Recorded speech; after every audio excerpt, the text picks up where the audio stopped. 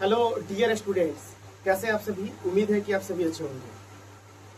हम लोग digestive system पढ़ रहे हैं और डाइजेस्टिव सिस्टम का आज का मेरा लास्ट वीडियो होगा। हम लोग पिछले वीडियो में पढ़ रहे थे छोटी आंत, और छोटी आंत में भोजन का पाचन कैसे होता है इसका पूरा डिटेल्स हम लोगों ने पिछले क्लास में देख लिया था। अब हम आपको बता दें कि जो छोटी आंत है उसमें भोजन का पूर्ण पाचन हो जाता है और भोजन का अवशोषण भी हो जाता है। अब यह भोजन जो है जिसको हम लोगों ने छोटी आंत में जब आया था इसका नाम क्या दिए थे, काइम। इसको हम लोग क्या बोल रहे थे, काइम बोल रहे थे। भोजन जब आमाशय तक था तब उसका नाम था भोजन, लेकिन यही भोजन जब कहाँ प्रवेश कर गया, छोटी आंत में, तब इसका नाम हो जाता है काइम। अब यह काइम जो है जब बड़ी आंत में प्रवेश करेगा, ये छोटी आंत में था तब इसका नाम था काइम, छोटी आंत। लेकिन जब यह बड़ी आंत में प्रवेश कर जाएगा तो अब यही हो जाएगा अपशिष्ट। क्या हो जाएगा? अपशिष्ट, कचरा, अन्न पचा हुआ भोजन। कहाँ प्रवेश करेगा?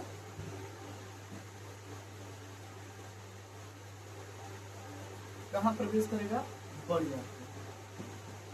जब ये बड़ी आंत में प्रवेश कर जाएगा तो अभी हो जाएगा अपशिष्ट। अपशिष्ट कहने का मतलब यहाँ पे है अनपचा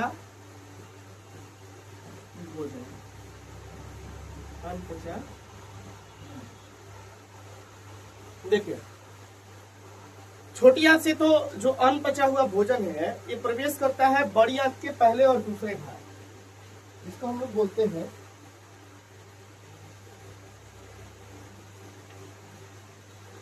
सिक्कम, और फिर दूसरा भाग होता है इसका कोलन। बड़ी आंत का ये दोनों भाग है। किसका भाग है? बड़ी आंत। छोटी आंत में जब भोजन का पाचन हो जाता है तो यहाँ जो अपशिष्ट के रूप में अनपचा हुआ भोजन बच जाता है, ये आता है बड़ी आंत के पहले भाग सिक्कम में तथा कोलन में।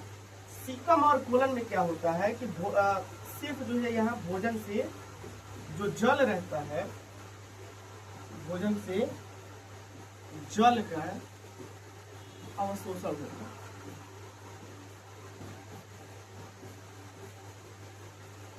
क्वेश्चन जो है पूछा जाता है कि बड़ी आंत में किस प्रकार के भोजन का पाचन होता है, तो बड़ी आंत में किसी प्रकार के भोजन का पाचन नहीं होता है।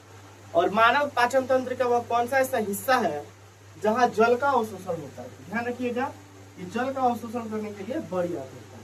और बड़ी आंत का कौन सा भाग? तो सिक्कम और कोलन। अब जब जल का अवशोषण हो जाता है तो यही अपशिष्ट जो है बड़ी आंत का जो तीसरा भाग है, बड़ी आंत का तीसरा भाग, जिसको हम लोग क्या कहते हैं? रेक्टम। रेक्टम मतलब मलाशय। अभी जब जल का अवशोषण हो जाएगा, बड़ी आंत का जो सबसे पहला भाग है सिक्कम और दूसरा भाग है कोलन, इसके बाद से क्या होगा कि जल का अवशोषण हो जाने के बाद जो कचरा बचेगा ये कहाँ जमा हो जाता है? मलाशय में जमा हो जाता है। अगर हम मलाशय का डिफिनेशन लिखें तो मलाशय का डिफिनेशन कुछ इस प्रकार से होगा कि बड़ी आंत का वह भाग मलाशय। इसका अगर डिफिनेशन लिखें तो लिख सकते हैं हम बड़ी आंत का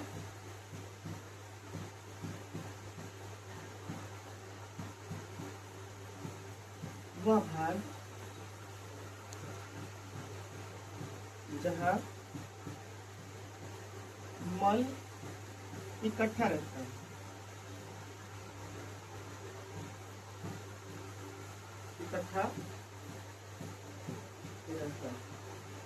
इकट्ठा रहता है या फिर जमा रहता है, एक ही बात है। चलिए इसको कहते हैं, जमा रहता है उसको क्या कहेंगे? उसको कहेंगे हम लोग मलाशय।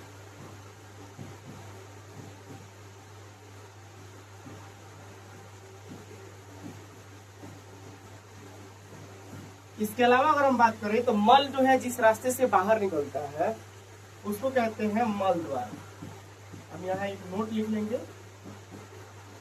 मल जिस रास्ते से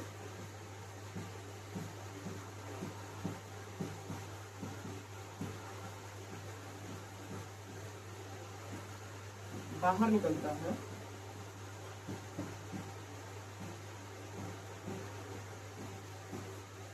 उसको क्या बोला जाएगा? मल द्वार कहा जाएगा। मल जिस रास्ते से बाहर निकलता है उसे मल द्वार कहा जाता है।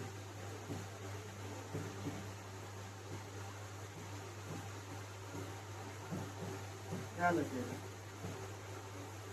मल जिस रास्ते से बाहर निकलेगा उसको मल द्वार, और मल जहाँ पे इकट्ठा रहेगा उसको कहेंगे मलाशय। मलाशय जो है बड़ी आंत का तीसरा भाग होता है। बस यही है बड़ी आंत में। हम आपको पिछले क्लास में बताए थे कि बड़ी आंत और छोटी आंत के बीच जो वाल्व होता है उसको कहते हैं इलियोसिकल। क्या कहते हैं? इलियोसिकल। किसके बीच? तो छोटी आंत और फिर बड़ी आंत। छोटी आंत और किसके बीच? तो बड़ी आंत। इन दोनों के बीच जो वाल्व होता है उसको कहते हैं इलियोसिकल।